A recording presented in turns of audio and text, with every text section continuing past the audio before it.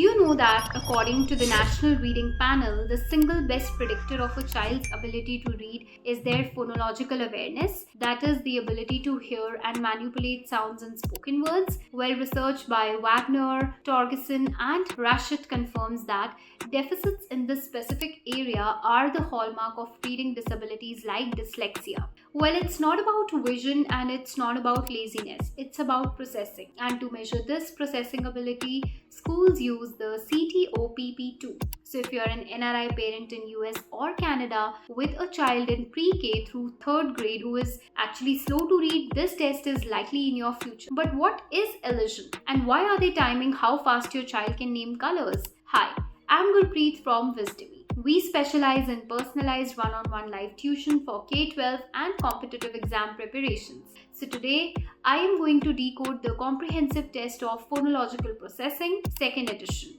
I'll explain exactly what happens during this 40-minute assessment and how the results can unlock the support that your child needs. So first, what is the CTOPP-2?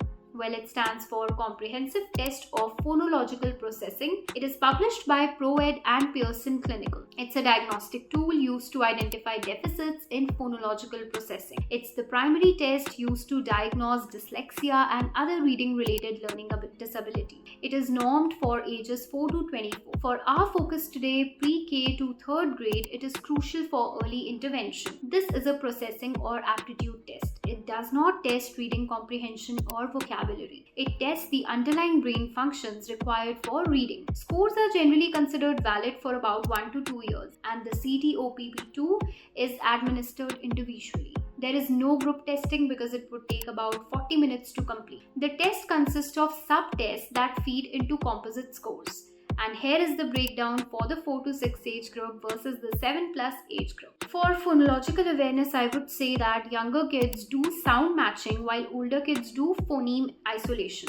Both the groups do elision, which involves removing sounds from words. And for phonological memory, I would say that this involves repeating numbers and also made up words. For rapid naming, younger kids name colors and objects fast and older kids name letters and digits fast. Now the why. So the rapid naming section is critical.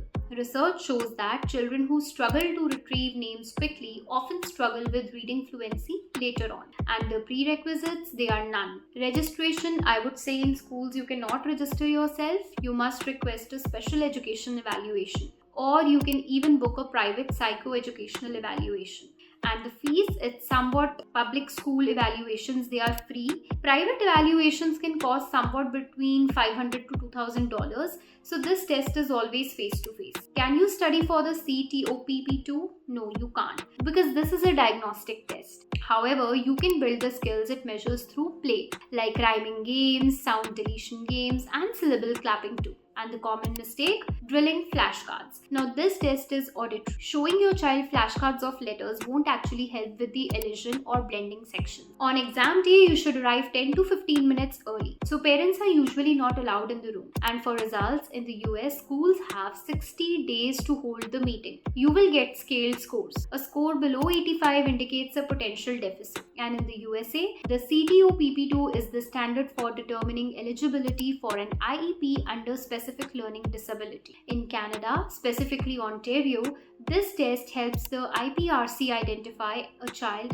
as exceptional. And the visa impact, while the test itself is not for visas, having a formal diagnosis ensures that if you move between US and Canada, your child's accommodation plan travels with them.